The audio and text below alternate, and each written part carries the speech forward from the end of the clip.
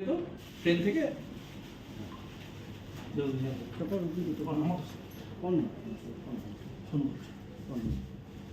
বসো স্টেশন তো পাচ্ছিস ওই গেল দিক থেকে দে sir sir sir sir sir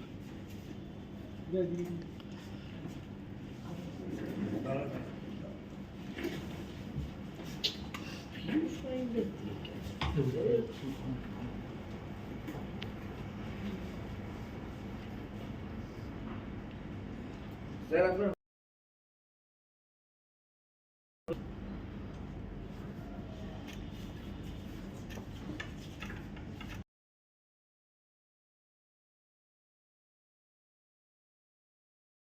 photo ही ली इसी में सीधा ले लीजिए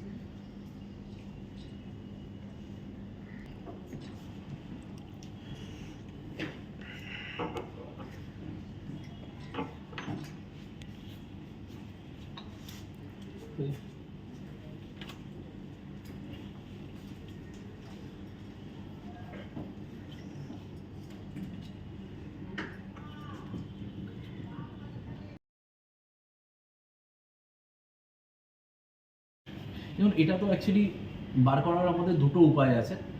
এক হচ্ছে নিজের কনফেশন, তো জিজ্ঞাসাবাদ চলবে, অলরেডি জাস্ট আমরা পিসি পেয়েছি।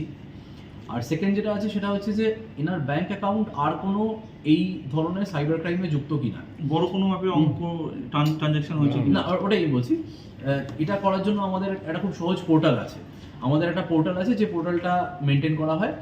তো সেই পোর্টালে যদি একই অ্যাকাউন্ট নাম্বার যদি অন্য কোনো সাইবার ক্রাইমে যুক্ত থাকে সেই পোর্টালে কিন্তু শো করে। তো আমরা চেক করে দেখেছি, আমরা কিন্তু সেটা পাইনি।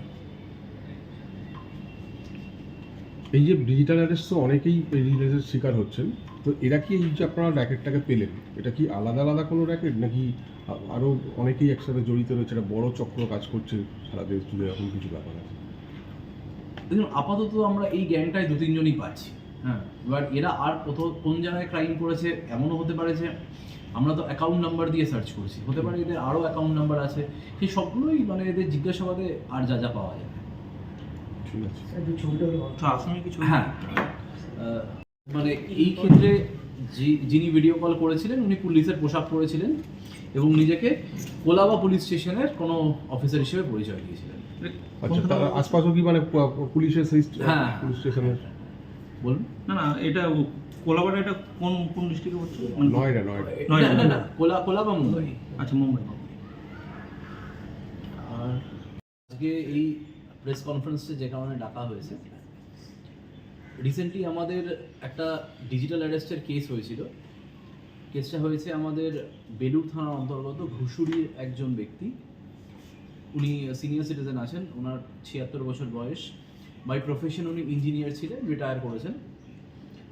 তো ভদ্রলোকের কাছে একটা ফোন আসে, ইনিশিয়ালি একটা হোয়াটসঅ্যাপে ভিডিও কল আসে, যেখানে ভিডিওর অপর প্রান্তে যিনি থাকেন তিনি নিজেকে কোলাবা পুলিশ স্টেশনের একজন অফিসার বলে নিজের পরিচয় দেন এবং ভদ্রলোককে এই বলেন যে তাকে ডিজিটালি অ্যারেস্ট করা হচ্ছে। তার দোষ কি? এক হচ্ছে তার দুটো দোষ, এক হচ্ছে মানি লন্ডারিংয়ে তার নাম জড়াচ্ছে, এবং দ্বিতীয় হচ্ছে মুম্বাই ইন্টারন্যাশনাল এয়ারপোর্ট যেটা আছে সেখানে যে ইমিগ্রেশন আছে সেখানে কিছু ইলিগাল স্টাফ আছে, তার সাথে এনার নামটা অ্যাসোসিয়েটেড হয়েছে। তো এই দুটো দেখিয়ে ওনার কাছে কলটা আসে 11/3/2025, মানে 11ই মার্চ ওনার কাছে কলটা আসে। প্রায় 3 দিন উনি ওই সোকল ডিজিটালি অ্যারেস্টেড অবস্থায় থাকেন, যেখানে ভিডিও কলের মাধ্যমে ওনাকে আটকে রাখা হয়। শুধু তাই না, ওনার কাছে আরও একটা নাম্বার থেকে কিছু ডকুমেন্ট পাঠানো হয়, হোয়াটসঅ্যাপে কিছু ডকুমেন্ট পাঠানো হয়, সেখানে আমাদের সুপ্রিম কোর্টের স্ট্যাম্প সিল ইত্যাদি ফেক করে দেখানো হয় যে ওনার নামে কোনো অর্ডার শিট হয়েছে, ওনার নামে ওয়ারেন্ট হয়েছে ইত্যাদি করে ফাইনালি ওনাকে একটা অ্যাকাউন্ট নাম্বার দেওয়া হয়, যে অ্যাকাউন্ট নাম্বারে ওনাকে 30 লক্ষ টাকা ট্রান্সফার করতে বলা হয়। 30 লক্ষ টাকা উনি ট্রান্সফার করার পর তারপর সব কমিউনিকেশন বিচ্ছিন্ন হয়ে যায়। এই ঘটনাটা ঘটে 14 তারিখ। তারপর একদিন পরে উনি যখন রিয়েলাইজ করেন যে উনি প্রতারিত হয়েছেন, তখন 15 তারিখ উনি আমাদের সাইবার ক্রাইম থানায় আসেন এবং এসে আমরা এফআইআর লজ করি। ইনিশিয়ালি আমরা যেটা পাই সেটা হচ্ছে 6 লক্ষর একটু বেশি টাকা, সেটা সবার আগে তো আমরা ওটা এনসিআরপি পোর্টালে আপলোড করি যেমন আমাদের নিয়ম।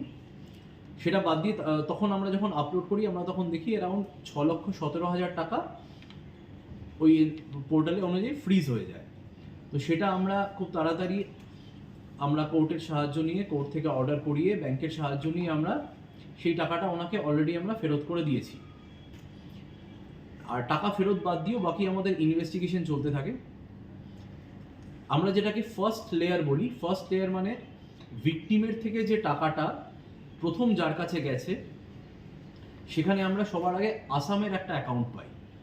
আমরা আসামের একটা অ্যাকাউন্ট পাই, সেই অ্যাকাউন্টের কেওয়াইসি ধরে আমাদের ইনভেস্টিগেটিং অফিসার, আমাদের সাব ইন্সপেক্টর আছে আক্তার খুব ভালো কাজ করেছে এই কেসটায়। আক্তার সবার আগে আসামে ট্রাই করে। তো সেখানে গিয়ে দেখা যায় যে যার অ্যাকাউন্ট আছে তার বিন্দুমাত্র নলেজও নেই যে তার অ্যাকাউন্ট ব্যবহার করে এই ফ্রডটা হচ্ছে।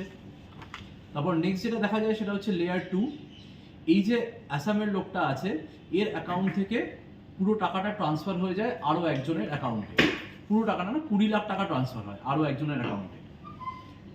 আর তার অ্যাকাউন্টে কিন্তু এই ডিসপিউটেড অ্যামাউন্টের কিছুই পড়েছিল না। তো যখন এই 20 লাখ টাকা ট্রান্সফার হয়, সেটা যার অ্যাকাউন্টে ট্রান্সফার হয় সেটাই হচ্ছেন এই কপিল কুমার। তো এই Kapil Kumar by profession delivery boy. আমরা ওর কেওয়াইসি নিয়ে আমরা ওনাকে লোকেট করতে পারি ওনার বাড়িতে। আর প্লাস ওই কেওয়াইসিতে যে ফোন নাম্বার ছিল সেই ফোন নাম্বারের লোকেশন আমরা একই জায়গায় পাই। তো এটা থেকে আমরা কনফার্ম হয়ে যাই যে মানে কপিল কুমার ওখানেই আছেন, এবং সেটা ধরে আমাদের টিম রেড করে কপিল কুমারকে অ্যারেস্ট করে। তারপর ট্রানজিট রিমান্ড নিয়ে ওকে এখানে আনা হয়েছে। তো ওকে তারপর আমরা আজকে হাওড়া সিজিএম এর সামনে প্রডিউস করলে আমরা 4 দিন পুলিশ কাস্টাডি পেয়েছি।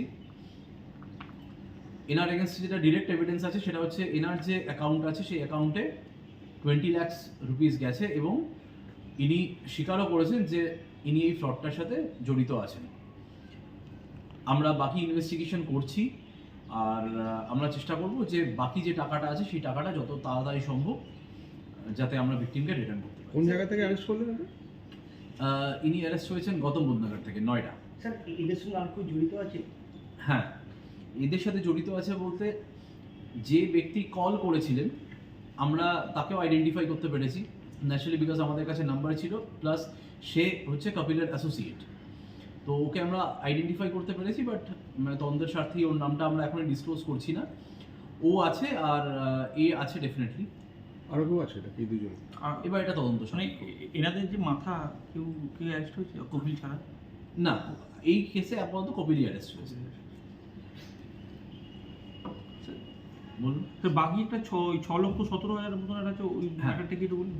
6,17,000 হচ্ছে এই 20 লক্ষ টাকাটা যেটা চলে গেছে, যেটা আমরা সবসময় সব অ্যাওয়ারনেস ক্যাম্পে গিয়ে বলি যে যত তাড়াতাড়ি আপনি বুঝতে পারবেন যে আপনি সাইবার ফ্রডের শিকার হয়েছেন, তত তাড়াতাড়ি আপনি যদি আমাদেরকে অ্যাপ্রোচ করেন তাহলে টাকাটা একটা হোল্ড হয়ে যাওয়ার ব্যাপার থাকে।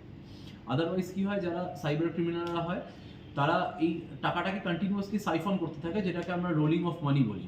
একটা অ্যাকাউন্ট থেকে 10টা অ্যাকাউন্ট, 10টা থেকে 20টা ইত্যাদি। তো এখানে যিনি ভিকটিম আছেন ওনার যেহেতু একদিন দেরি হয়ে গেছিলো, সেই একদিন দেরিতে ইনিশিয়াল যে 20 লক্ষ টাকা ছিল সেই 20 লক্ষ টাকাটা সাইফন হয়ে গেছিলো। আর বাকি যে 10 লক্ষ ছিল তার মধ্যে একটা 6,17,000 অন স্পট ফ্রিজ হয়ে যায়। মানে এনসিআরপিতে করলেই যেটা হয় সেটা ফ্রিজ হয়ে যায়। তো তার উপর বেস করে ওই টাকাটা আমরা অলরেডি ভিকটিমকে ফেরত দিতে পেরেছি। বাকি এখন जो 20 लाख मिला है नहीं, 20 लाख मिला नहीं, मिला 20 नहीं। लाख जिनके अकाउंट में गया है वो पकड़े गए हैं। तो वो उनसे भी तो आप निकलवा ही सकते हैं। हाँ बिल्कुल, तो वो प्रोसेस जारी रहेगा, वो कोर्ट का ऑर्डर लेके हम लोग करवाएंगे। ঠিক আছে স্যার। हम्म।